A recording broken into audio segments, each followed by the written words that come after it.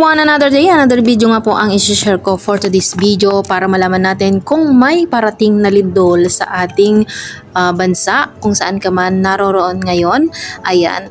At kung interesado ka sa video ito at gusto mong malaman kung saan natin isi-set up ang tinatawag nilang earthquake alert dito po sa ating mobile phone, dahil makakatulong ito once na mag-alert nga po ang ating cellphone pag may parating na lindol. Once na nandito na nga po kayo or sa cellphone, ipunta lang po kayo sa inyong settings. I-click lang po natin ang safety and emergency. I-tap lang po natin. Click lang po natin yan. And then, i-click po ang earthquake alert. Nasa baba po. And then, tap on nyo po yung earthquake alert. And then, makikita nga po natin yung location.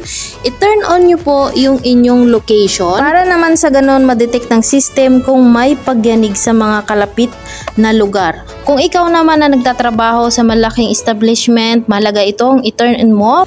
Ito para makareceive kayo ng alert before, during, or after shaking begins.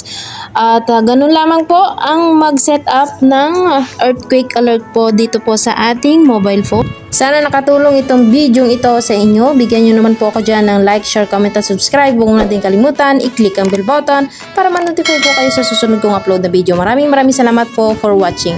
Thank you and God bless. Bye everyone!